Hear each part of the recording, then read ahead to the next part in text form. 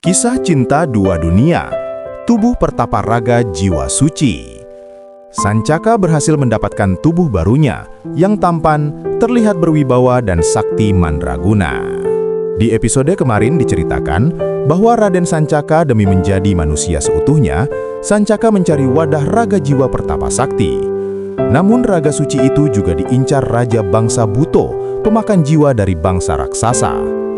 Sementara Sancaka bertarung sampai berdarah-darah, desa justru diteror bangsa gaib. Di saat semua putus asa, Nayaka, anak yang dianggap anak haram oleh warga desa, mengeluarkan kekuatan pemurnian dan menyelamatkan desa tanpa amarah. Sancaka menang, Raja Buto bangsa raksasa berlari dan kabur, tapi kebenaran terungkap. Raga jiwa itu hanya bisa hidup dengan darah pilihan, bukan darah yang sama seperti darah makhluk yang hidup pada umumnya. Bagaimana keseruan kisah cerita selanjutnya? Tonton sampai akhir, jangan di-skip supaya kamu tidak gagal paham dengan cerita seru ini. Saya sarankan, yang belum baca cerita sebelumnya, dibaca dulu ya, biar nyambung saat membaca alur cerita kali ini.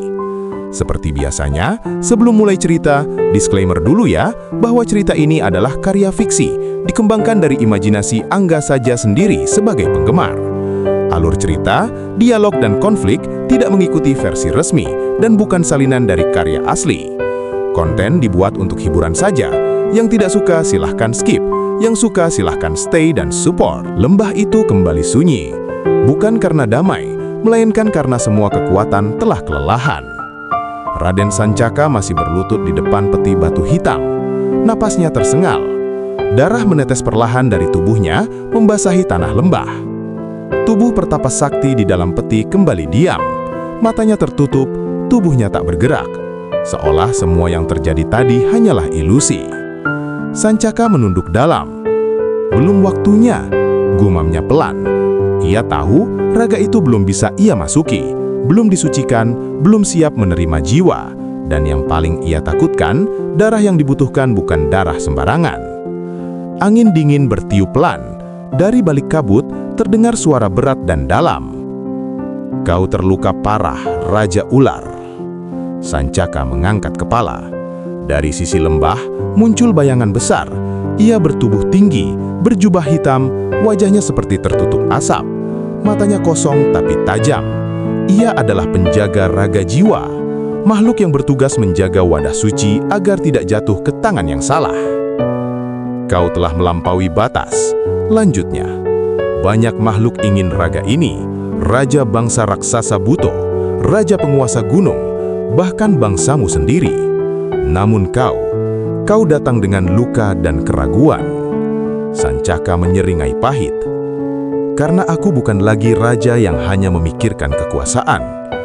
Aku ayah." Penjaga raga jiwa terdiam sejenak. "Kau tahu harga menjadi manusia? Manusia merasakan sakit, manusia bisa gagal, manusia bisa mati tanpa dikenang." Sancaka menggenggam tangannya. "Aku siap." Sementara itu, di desa pagi tidak datang dengan tenang. Meski ternak telah sembuh, udara terasa berat. Burung-burung tidak bernyanyi, langit tampak pucat. Lastri menggendong Nayaka di depan rumah. Anaknya tidak menangis, tapi juga tidak tersenyum. Matanya menatap kosong ke arah gunung. "Nayaka," panggil Lastri pelan. Tidak ada jawaban. Tiba-tiba, tanah bergetar kecil, bukan gempa besar, melainkan getaran seperti langkah kaki yang sangat jauh. Para panglima alas wiwitan muncul satu persatu. "Ini tidak baik," ujar salah satu. "Apalagi?" tanya Lastri cemas. Panglima tertua menatap ke arah hutan. Bangsa lain sudah mencium kekuatan Nayaka, dan mereka tidak datang untuk membantu. Seolah membenarkan kata itu, teriakan terdengar dari arah ladang. Warga berlarian. Ada bayangan di sawah, tanah bergerak sendiri. Dari dalam tanah, muncul makhluk-makhluk kecil berkulit hitam, bermata pucat. Mereka bukan Buto, bukan pula lelembut gunung. Mereka adalah pemungut darah, makhluk rendahan yang dikirim untuk mencuri sisa kekuatan. Para panglima alas wiwitan langsung bergerak. "Lindungi desa!" Pertempuran kembali terjadi, namun kali ini berbeda. Makhluk-makhluk itu tidak menyerang manusia, mereka menyerang hewan-hewan ternak melalui udara. Mereka ingin membuat desa mati perlahan. Kekuatan Nayaka kembali bangkit. Nayaka tiba-tiba meronta dari pelukan Lastri. Cahaya tipis keluar dari tubuhnya. Tidak sekuat sebelumnya, tapi cukup membuat tanah bergetar. "Tidak!" teriak Panglima tertua. Jika dia mengeluarkan kekuatannya sekarang, terlalu cepat. Namun Nayaka mengangkat tangannya. Cahaya itu menyebar pelan, seperti embun pagi. Makhluk-makhluk hitam berhenti bergerak. Tubuh mereka retak, lalu hancur menjadi debu. Desa kembali tenang, namun Nayaka lemas. Tubuhnya dingin. Lastri panik. "Nayaka, anak!" Panglima tertua menunduk. Hubungan darah itu semakin kuat. Jika Sancaka gagal, Nayaka yang akan menanggung akibatnya. Air mata Lastri jatuh.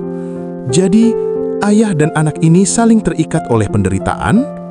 Di lembah, Raden Sancaka berdiri tertatih. Penjaga raga jiwa membuka tangannya. Di udara, muncul bayangan masa depan. Sancaka melihat Lastri menangis. Nayaka tumbuh tanpa ayah. Atau Nayaka tumbuh dengan kekuatan yang terlalu besar untuk dunia ini. Kau harus memilih. Jika kau ingin menjadi manusia, kau harus meninggalkan sebagian jiwamu di sini. Jika kau ingin tetap utuh, kau tidak akan pernah menjadi manusia. Sancaka terdiam lama.